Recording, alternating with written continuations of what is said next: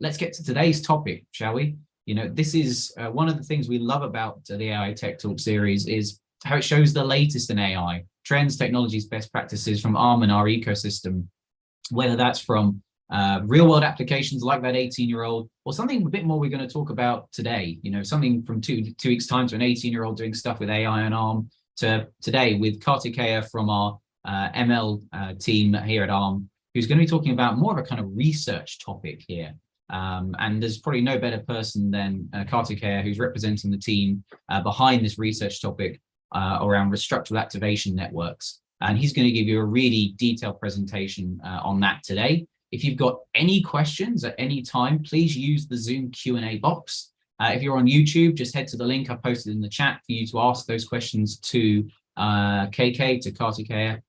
He'll be able to answer those, hopefully, and we look forward to that. So, KK, Kartikeya, it's over to you for today's presentation. Thank you so much for agreeing to do this. We really, really appreciate it. And again, audience questions in the Zoom Q&A box, please. Kartikeya, over to you. Thank you. Thank you so much, Tobias, for that kind introduction. You can hear me, right? We can indeed, yes. All right. Thanks everyone for joining. Let's look at restructurable activation networks now.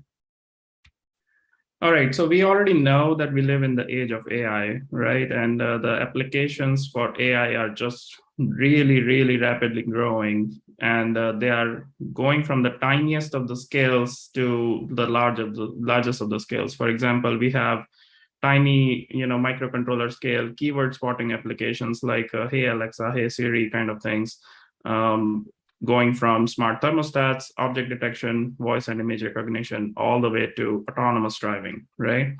And we can see that these applications are at so many different scales, and therefore we have, in order to support them, we need to really build the ecosystem, and that has also resulted in rapidly evolving hardware to support these AI applications, right?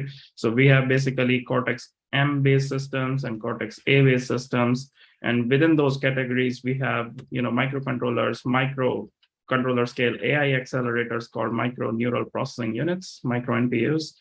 And on the Cortex-A side, we have like CPUs, GPUs, NPUs, and so on, right? So given that the hardware is changing, given that the applications are growing, this has resulted in rapidly evolving challenges for AI algorithms. So let's look at what these challenges are in the age of AI for AI algorithms. Okay, so basically, the first one is that given that AI accelerators are becoming more and more common in systems these days, we need new model design principles for, see what kind of models run fast on these AI accelerators. So one common problem is that the existing models, existing deep neural networks face hardware utilization issues on AI accelerators. So there could be things that run better on CPUs, but doesn't work very well on AI accelerators. And the other thing is, I talked about the scale of applications. We definitely need new principles to do scalable deep learning. So for example, like we could have a good base model that is, really great for all sorts of, for a given particular resource constraint. There's often a need to scale that model to multiple different resource constraints and to achieve high accuracy in all those target resource constraints, right? So the existing methods to do this kind of a thing are either ad hoc, that we can take the given base model and just randomly scale it up or down, or they are very expensive in the sense that they require some AutoML kind of techniques that result in really expensive methods. So based on these two challenges, we asked two questions in this talk. First one is, can we design accelerator hardware aware search spaces for deep networks? And the second one being, can we scale a network to any target resource constraint in a training-free way to obtain highly accurate models? And we'll answer these two questions with the help of new directions in hardware-efficient AI. So it might be familiar to some that the way the current methods to make models efficient range from things like pruning, quantization, knowledge distillation, neural architecture search, and so on. We do not do those kinds of techniques.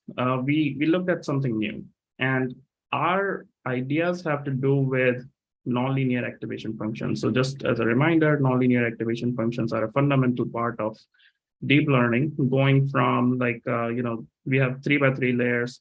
Pretty much every network has these nonlinear activation functions, and those would be these operations like ReLU. Like ReLU is very simple. If the input is negative, it's 0, the output is 0. And if it is positive, then the output is passed as it is, right? So these operations are generally considered very, very inexpensive because, as we can imagine, they do not have as many multiply-add operations compared to convolutions or fully connected layers, right? So they've been often overlooked in terms of like what can they help with in terms of hardware efficiency. So that's precisely the question we asked. We said, can we manipulate the amount of nonlinearities in the deep network to improve their hardware efficiency? And we do this using restructurable activation networks. And we have two types of restructurable activation networks, RAN-Explicit and RAN-Implicit. The first one is a new hardware, accelerator hardware-aware search space. And the second one involves training-free model scaling to satisfy any target resource constraint that we want, which is essentially a training-free way to cut down the search spaces when we are building models. So by the end of this talk, we will look at some really nice techniques, and some of those techniques are also theoretically grounded. And we will see that these restructurable activation networks achieve state-of-the-art results on some of the most difficult computer vision tasks like ImageNet, image classification, and so on. And basically, these models beat state-of-the-art in these most difficult tasks on multiple scales and for multiple types of hardware. So let's begin talking about the RAN-Explicit, which is a new hardware-aware search space. So first, why do we even want to talk about accelerator hardware-aware search space, right? So generally, the AutoML or neural architecture search flow goes something like this. So we have a search space that contains, depth-wise convolutions, kernel sizes, number of channels, those kinds of things that we would require to design a good model.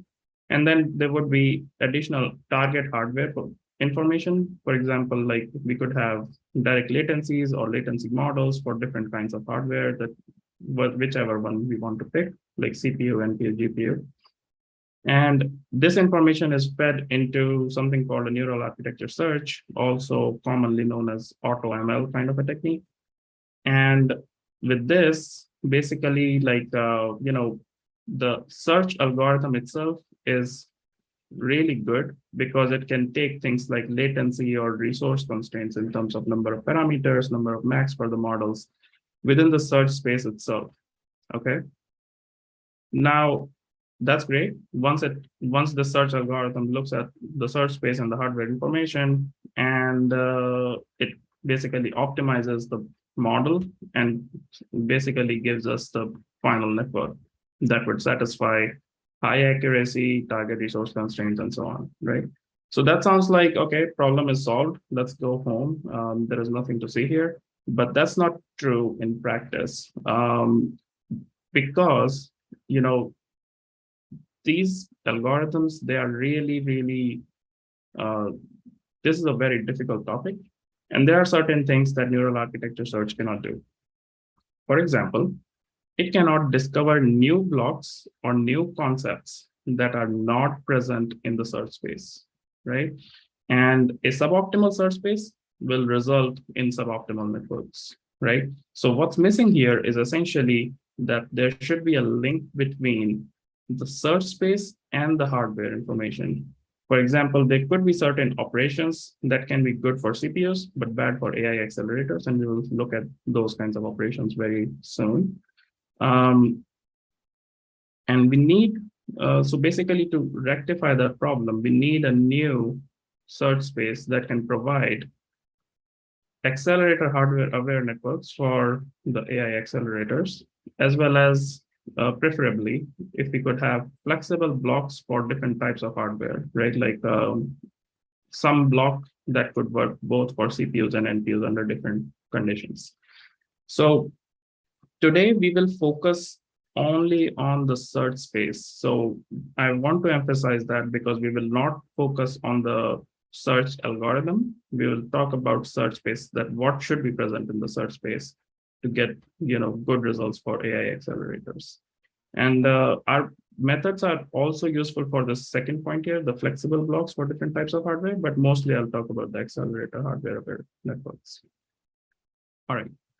So just to quickly look at what these blocks are that work very well on CPUs, but doesn't work well on AI accelerators. I'll give an example of MobileNet V2, which is a very, very well-known network. Other similar networks are efficient nets and so on, which are all very well-known network and very much practically useful for so many applications. So all these networks basically introduced this inverted bottleneck IBN block. And that's what that looks like. So basically we have a one-by-one convolution that expands the number of channels from something small to something large. Then we do a nonlinear activation ReLU. Then we do a 3x3 depth-wise separable convolution followed by another ReLU, and then we project the number of channels back to something small, right? So that's the inverted bottleneck. The problem here is that the inverted bottleneck, these blocks, they have this depth-wise separable convolution operation, which can have low utilization of AI accelerator hardware simply because of how the accelerators are really optimized towards doing just regular convolutions. And when we have these kinds of really efficient compact operations, we can have low utilization on AI accelerators as well as large GPUs. So obviously we need to do something about this because we have lots of models and lots of other applications use pre-trained ImageNet models like MobileNet V2 and efficient nets and so on. And that results in a lot of inefficiency, even though these models work very well on CPUs. So we need new blocks in search space that can replace these low utilization blocks with high utilization blocks. So what did we do about this? What we did was we proposed this new block called activation function restructuring block, the AFRB block here.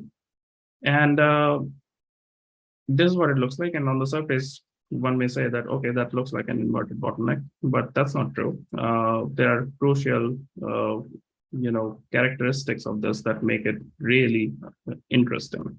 So first of all, the block here uses a PRLU activation function, which looks something like this. So if input is positive, then we just output it as it is. And if input is negative, then we do y equals alpha times x, where alpha is a learnable parameter, right?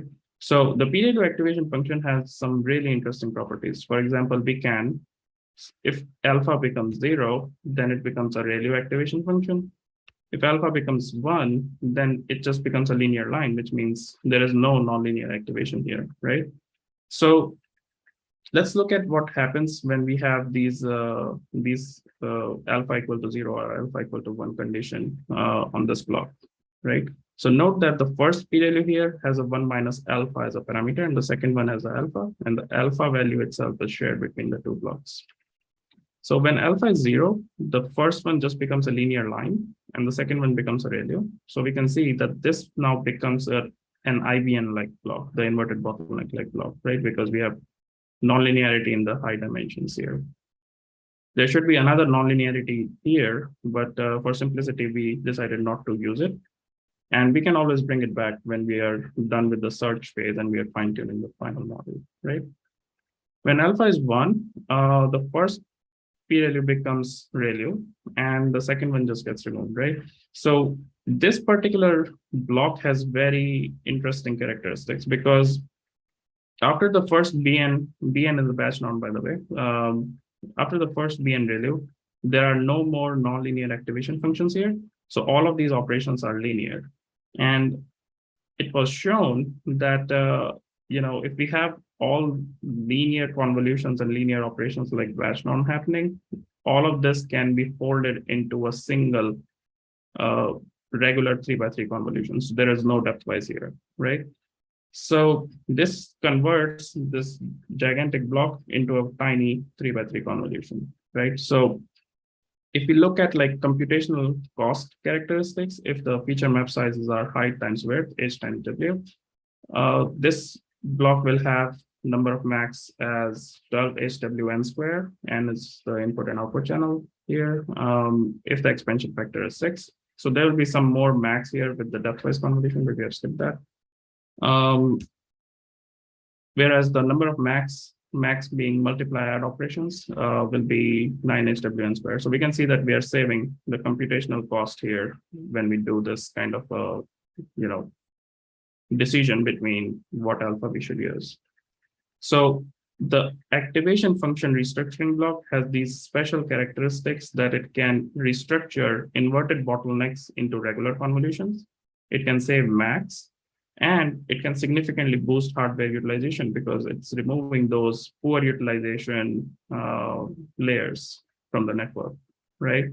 So clearly, this has significant benefits because we have like, if we perform these lower number of max on high utilization on AI accelerators, the performance of the model just flies.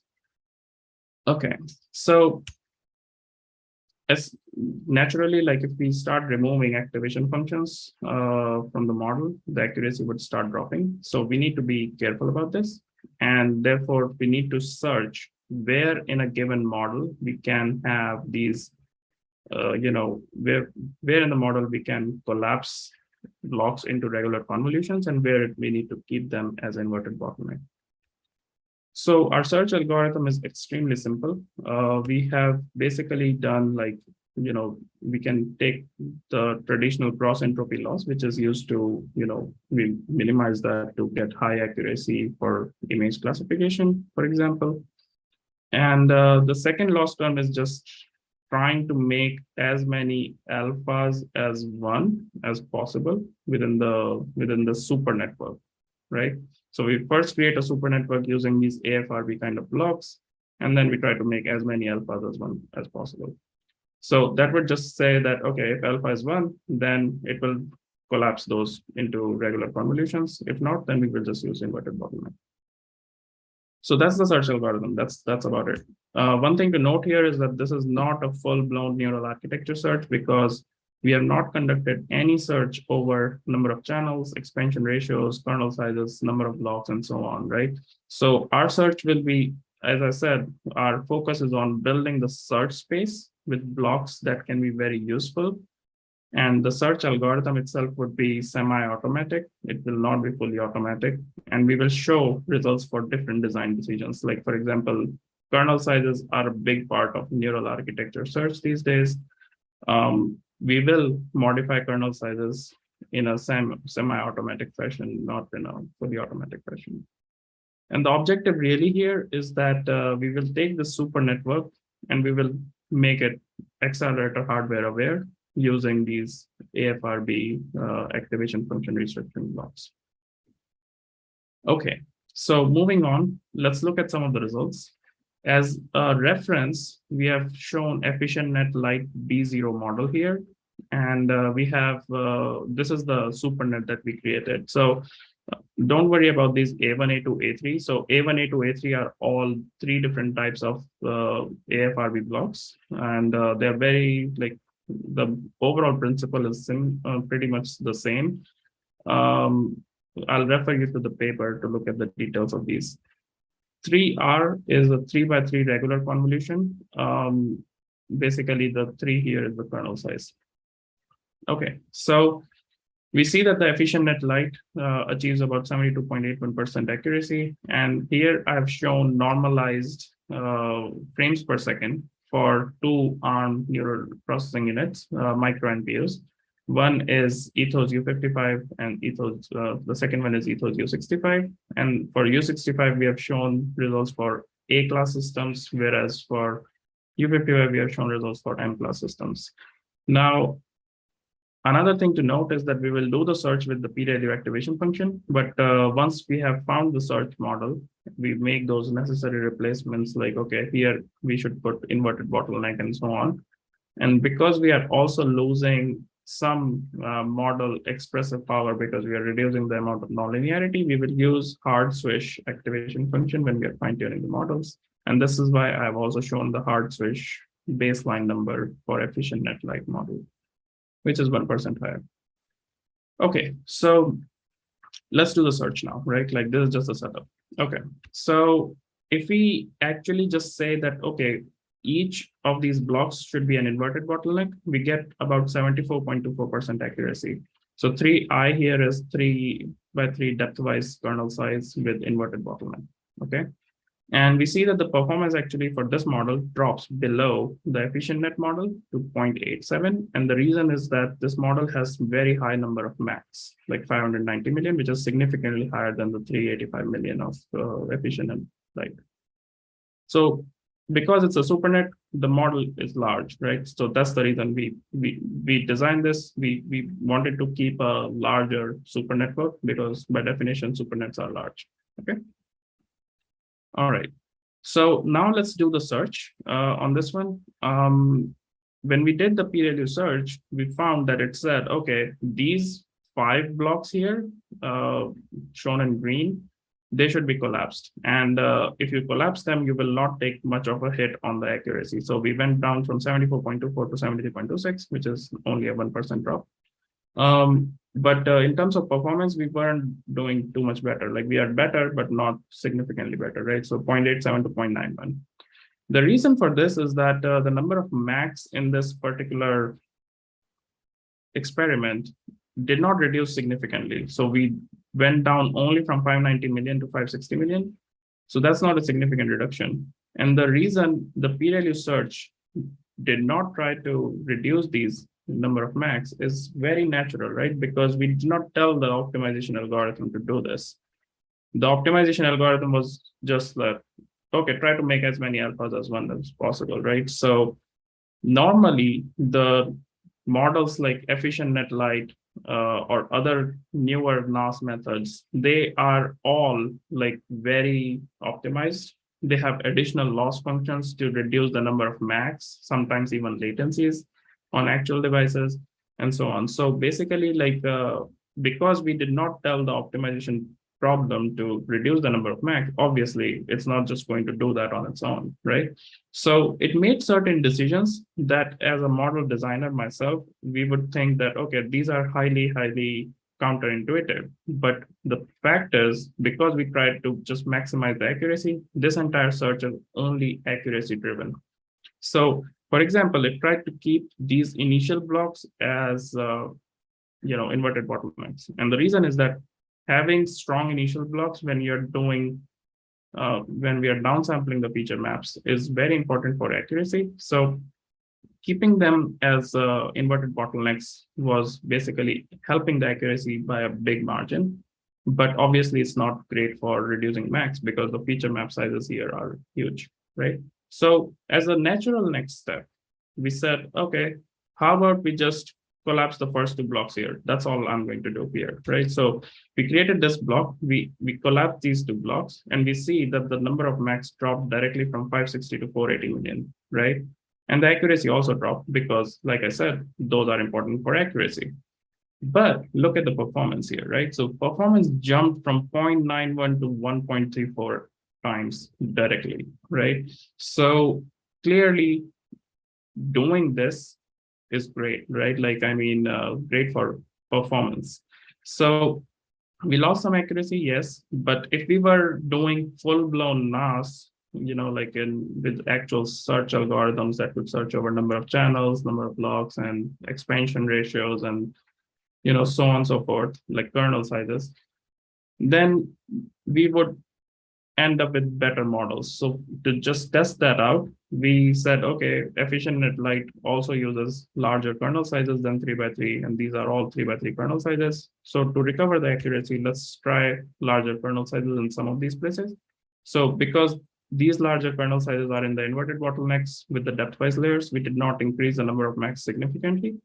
We only went from 482 to 488, and the performance did not drop too much, and the accuracy basically recovered back to the number that we wanted, right?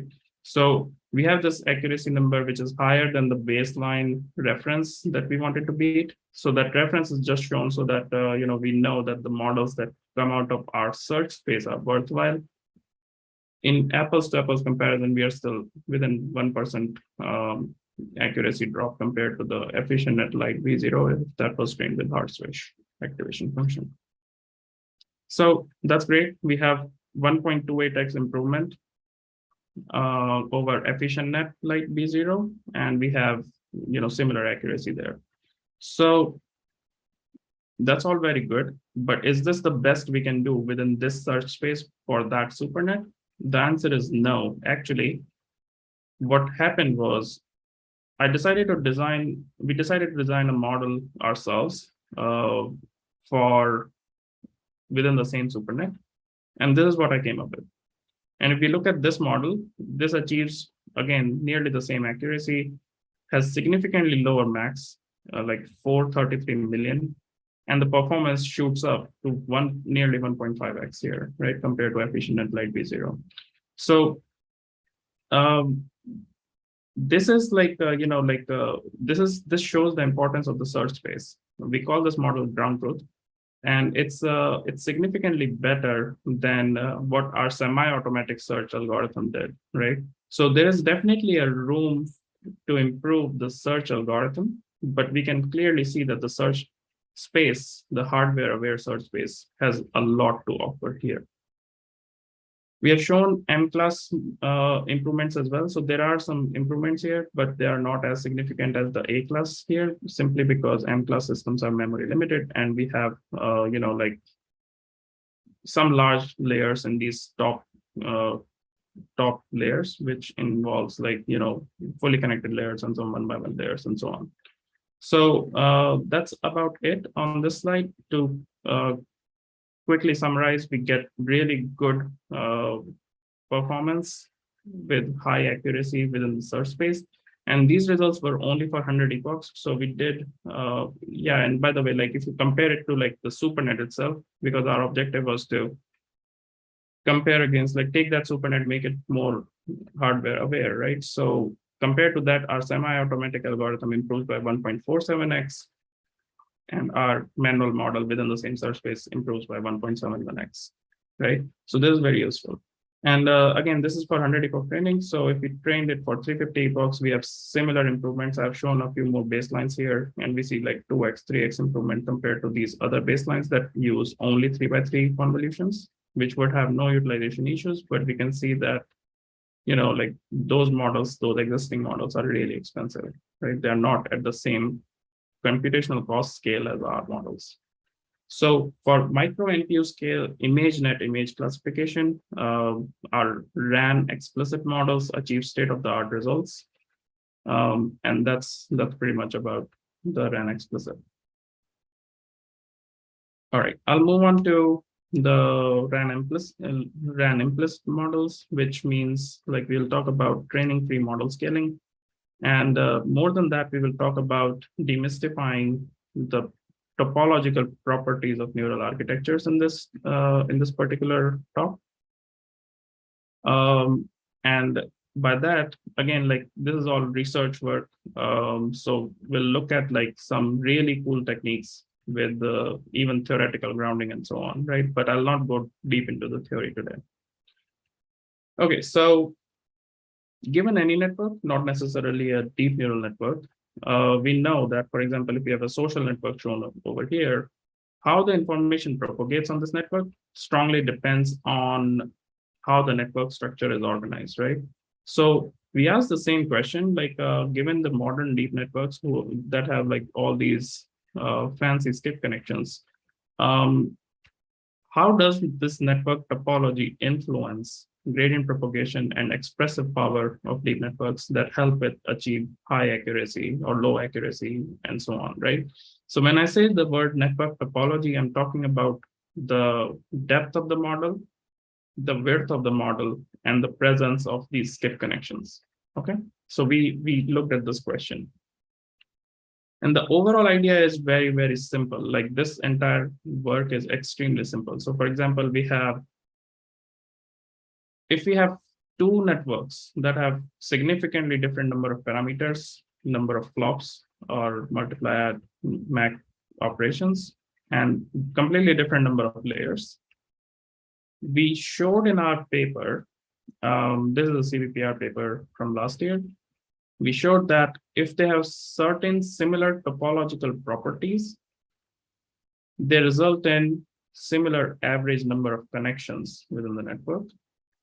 And if they have similar average number of connections, we showed that they'll result in similar gradient properties, and that should result in similar training convergence. So if they have similar training performance, then if we are fortunate, then we can also get similar testing performance, which is what we saw in our results. So the idea here is super simple. Models, even if they have highly different number of parameters, flops, and layers, they can have similar training convergence if they have certain similar topological properties. Okay, and let's look at what this means. So to be able to study this problem itself, because we were looking at these skip connections and width and depth, we first created a very systematic experimental setup where we could study this problem theoretically. And then later on, I'll show how this all applies to realistic, resonance mobile nets and other modern networks. Okay, so we start with this layer by layer connected multi-layer perceptron kind of setup, which has depth D, width W. And, like these are the short range layer by layer connections. And then we randomly selected certain number of neurons to supply long range connections to the current layer. Okay. And a similar setup works for CNNs, except each neuron just becomes a channel there. So this setup has a very systematic way we can change the topological properties. For example, what we can do is we can vary the density of these skip connections, which means like density means here number of shortcut connections that we actually have divided by total possible shortcut connections that we could have, right? Okay, so we can have multiple blocks like this, and then we can vary the density in there. All right, so our main metric, the topological metric I was alluding to earlier, is very, very simple. It's that you sum over all the blocks, the product of number of input channels times the density of the block. Okay, this is really that simple. That's the metric. There is nothing else special about it. It's a single scalar metric for each deep network. And with this, just to give a very high level idea of our main theoretical result, we basically said if there are two models, even if they have highly different number of parameters, number of flops, and number of layers, even if they have similar NN mass and width, the metric shown here called NN mass, that's what we call it. If they have similar NN mass and width, then they result in similar average number of connections. And then we showed that they result in similar layer-wise dynamical isometry, which is a metric that quantifies gradient flow properties. So basically, if this layer-wise dynamical isometry property is satisfied, the gradient flows through network without vanishing and exploding. That's all it says. But there are more mathematical details that I'll refer you to look at in the paper. And we showed that if this is satisfied, then the models have similar gradient properties, which means similar training convergence, right? So this holds even if models have different number of parameters, flops, and layers, and we'll look at some cool experimental results in a bit. So it does have certain limitations. For example, models should be large enough, they should not be extremely tiny width or tiny depth, because when we were deriving things mathematically, we made certain assumptions. And the other important thing is that this is only applicable for models where the structure is uniform, like it should have repeating blocks. You cannot have different activation functions in different blocks, or different, kernel sizes in different blocks, and so on. So the reason is that, we can look at the metric. It's super simple, right? So we want that regularity for this to hold. Okay, so let's look at some fun stuff now. Okay, so I took that setup where we sample randomly and some neurons to supply shortcut connections to different layers. And we did that for 16, 20, 24, 28, and 32 layers here. And each of these points means you have different density of shortcut connections. So we have all these models, and we have plotted test accuracy on the MNIST dataset versus number of parameters. So as we can see here clearly that there could be models with different number of layers and different number of parameters, but they achieve very similar accuracy, right? And there could also be models with similar number of parameters, and one of them achieves higher accuracy than the other. So if we plot the same set of models against NNMAS, we see that all these curves basically cluster together very tightly, and models with similar NNMAS result in similar test accuracy. And models with higher NNMAS result in higher test accuracy, right? So that's great, except the theoretical stuff that I was talking about was all about training convergence, but we have shown here that it also holds for test performance of the model. But still, let's look at like what happens during training, right? So we took the same set of models and we sampled a whole bunch of networks here, okay? And we can see that, let's look at what happens in the training side. So we picked a few models here, X, Y, and Z. X and Y have different number of layers and different number of parameters. Y has higher number of parameters. And Z has same number of parameters as X, but Z has least number of layers. X and Y have similar NNMAS. Z has higher NNMAS than X and Y, right? So let's look at the training convergence. So we can clearly see here the yellow and blue line are coinciding, right? So X and Y models have coinciding training convergence. And this is very, very unusual because, this never happens in deep learning, like having a coinciding training convergence when we say that models with similar NNMAS should have similar training convergence, right? So, and the Z model, which is smaller than Y, has better training convergence, even though it has least number of layers. So basically, this particular plot shows exactly what we were theoretically predicting, that models with similar NNMAS should result in similar training convergence. And we see that we have coinciding training convergence here. And we kept sampling models after models, and we kept getting coinciding training convergence after coinciding training convergence, and so on, right? So everywhere where the NNMAS was similar, we kept seeing coinciding training convergences. So we have other results on these that special setup that we had created. So this is all theoretical study, like just for models that are not practically useful. But it's great to see that, whatever we were predicting theoretically makes sense in practice. Now let's look at, the application side of things and see how this can be practically useful. So basically, there are two axes here. The horizontal axis says same accuracy, less compute, which means we can basically identify these models with similar NNMAS. So that is the training free model compression side of things. That's one application. And the other one is like you can have same compute and higher accuracy, and these models can be identified using higher NNMAS. So that would be the training free model scaling. And I'll talk more about the training free model scaling in a bit. Essentially, here we can see that NNMAS can help us find efficient models a priori. That means in a training free way. Okay. But before moving to the practical aspects of things, let's first look at how NNMAS definition actually works for models like ResNets or MobileNets or ConvNets.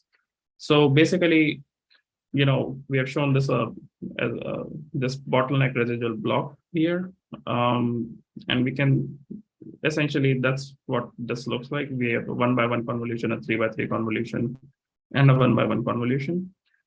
Then ReLU happens here and here.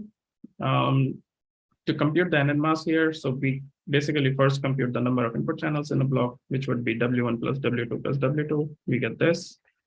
To get the density here, we want to first look at how many shortcut connections we actually have in this block. So we have put the weight of this link as W1. And the reason is that we have information from W1 channels that gets added over here. And similarly, like in terms of possible skip connections, maybe we would have these two skip connections, because by definition of a skip connection, we need to skip at least one layer, right? So given that, yeah, so we'll have information from W1 channels getting potentially added here, maybe with a 1x1 convolution, but this one would have W2 information from W2 channels. So using the formula, we just get this, right? And the NN mass is simply a product of these two summed over all the blocks we have. So really, it is that simple, right? Like this is a scalar metric, and we see wonderful results with just a scalar metric. For MobileNet V2, the expression is basically the same, because the bottleneck is just inverted and rest of the calculation is the same. I've shown the convex block calculation here as well. I'll not go into the details, but the idea is extremely similar. Okay, so let's look at some of the cool results we get for ResNets and MobileNets first. So again, it's the similar kinds of results, like accuracy versus parameters and accuracy versus NN mass here. So I'll draw the attention to this region of the plot. We see that number of parameters for these three models, ResNet 50, YResNet 34 with 1.5 width multiplier, and YResNet 18.3, the number of parameters ranges from 24 million to 101 million. And by the way, we did not actually train these models. All these data points are available in the YResNet paper. So this is somebody else's data, okay? So look at what happens if we plot this against NN mass, right? So these three models with highly different number of parameters from 24 to 101 million cluster together when plotted against NN mass, right? And even though the R squared for fitting this data was high for number of parameters, like 0.64, it increases further to 0.87 when plotted against NN mass. And the same thing holds for MobileNets as well. And we see here that NN mass works, and we can basically see that this is also training free model compression, right? Because model A is something we found just by making the NN mass similar, and this model has 1.53x fewer multiplier operations, but it has very similar accuracy, and we could just find it directly using NN mass. Okay. So why does it work? I'll skip this slide in interest of time. Like I'll just give you the high level idea. Basically, it's related to the expressive power of deep networks, which means like how many linear regions a given function is breaking the space into. And it turns out when we are scaling the NN mass, we are actually also scaling the number of nonlinear units. So basically, if we look at number of nonlinear units for ResNets, MobileNets, convex, it turns out that for the special class of networks, when the expansion or shrinking ratio is the same, this number E for all of these networks, ResNets, MobileNets, convex, then NN mass and number of nonlinear units in the model are directly proportional to each other, which means that when we scale the NN mass, it implicitly also scales the expressive power of the networks. Okay, so based on this, we came up with this training-free model scaling for NN mass kind of for these modern networks, ResNets, MobileNets, convex.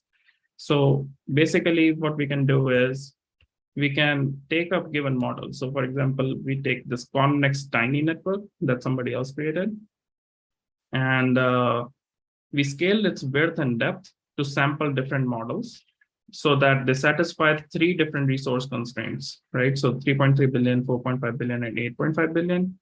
And we can see that if you plot those different models, if we train them and look at their test accuracy on ImageNet, there is a very big difference in accuracy for all of these cases, right? But fortunately, NN-mask can identify the high accuracy models. So basically, the order of accuracy here is just increasing, like in NN-mask. And the same thing holds for number of parameters. And we can see here test accuracy versus NN-mask, the accuracy is just increasing. So just to make sure, we also looked at how models, like what is the test accuracy in NN-mask. So this figure just shows like if model, each letter is a model. So blue E means test accuracy of E, and red E means NN-mask of E. And therefore, if higher NN-mask means higher accuracy, then the order would be the same. So we see EC-ADB, EC-ADB, HIGFJ, HIGFJ, OLKNM, LOKNM. So O and L are flipped here, but what happens is that if we keep on increasing NN-mask, the accuracy is eventually saturated. So there is very minor difference here, like 0.1% accuracy. So based on this, we because we are scaling the activation functions implicitly, we call them RAN-Implicit, Restructurable Activation Networks with implicit scaling. And we trained those highest NN-mask models, and we found that this training tree model scaling scheme based on NN-mask results in better Pareto accuracy versus max plot, better Pareto on the accuracy versus max plot. And we see that it beats connext models, which are the top class models these days. So we get up to like nearly 2x fewer max without losing significant accuracy here. When we deployed these models on ARM-based data center CPUs, we got about 40% improvement in frames per second. We also use these NN-mask scale models in object detection with a slim, faster RCNN kind of object detector. And we saw that, again, we get massive improvements in number of max with similar accuracy, like similar mean absolute precision. Okay, so yeah, and the object detection models, when we deployed those on ARM-based data center CPUs, we got about 33% improvement in frames per second. So that's about it. We looked at these two challenges: new model design principles for AI accelerators and new principles for scalable deep networks in this talk. And basically, we came up with two classes of models, RAN-Explicit and RAN-Implicit. One of them does explicit restructuring of the entire network. Another one implicitly scales the number of nonlinear units. And we see excellent results across the board. For example, we see 1.5x higher FPS than EfficientNet like B0 on Ethos-U65 micro NPU with a similar accuracy. And then on the data center scale CPU, we see 40% higher FPS, 1.82x fewer max, and 83.6% top one accuracy on ImageNet dataset. So yeah, restructurable activation networks lead to state-of-the-art results on ImageNet across multiple scales and different types of hardware. So I've linked the papers here. These are the papers that we have published in the recent time. And NN-mask is also available, like the calculation and the code to do that is available at this time. Okay, thank you. Thank you so much, Kartik. That's really, really great. What a fantastic presentation. You get to see in this Tech Talk series, as I say, you get to see the latest in innovation and, in this case, research, and fantastic topics from from some of our top ARM engineers. So thank you ever so much. We are going to have one, if you can just flag up the next slide, just before I do get to questions, I've got a quick plug that I want to mention to folks. So ARM Dev Summit, it's back in person this year. So you can join us live at the Palace of Fine Arts in San Francisco. It's a really action-packed two-day event, 26th and 27th of October. For software developers, you can look at how you can build your future on ARM.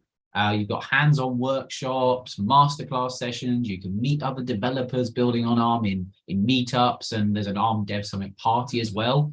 Tickets are limited, so head to devsummit.arm.com now to get your ticket and to sign up. So we'll leave that slide up there now just so you can follow that. Just type that link into your URL and get your tickets because they are limited. So definitely check that out. I'm going to have time for one very quick question before we do wrap up. From Sangwon on the chat, is the processing overhead of H-Swish reflected into the normalized FPS performance? So that's a very good question. And the answer is yes. We did use hard swish. And actually, like if you think about it, for neural processing units, we have like those kinds of hardware often work on int8 scale. And for that, activation functions are really, really inexpensive. So that's why it's not a problem, like the hard switch there. No, thank you so much, Kartik, and thank you for a great presentation. Folks who may have missed any parts of this presentation, if your internet dropped out, if you joined a couple minutes late, don't worry, the recording will be live straight away on the ARM Software Developer YouTube channel. So do check that out. And then the slides from today, we're going to upload to our website in the next couple of days. So do check those out. You'll be able to find all the slides and links and other bits and pieces in there for you to have a look at and deep dive into. So do check that out. So all that remains for me to say is, Kartik, thank you so much again for an awesome presentation and for kicking off our kind of reboot of the Tech Talk series after a little summer break in such a big way. It's really, really great to see. And we look forward to everyone hopefully attending our next Tech Talk, September the 20th, how an 18-year-old is transforming the world using AI on ARM from Newton AI. Please do come along and attend that. It's going to be a fantastic talk. Really, really diverse topics this year in our AI Tech Talk series, and it's just going to keep getting better. So, Kartik, thank you so much for your time and for a great presentation today. And thank you all for joining, and we look forward to seeing you in 2 weeks' time. Thank you so much. Thanks for having me. Thanks, everyone, for joining.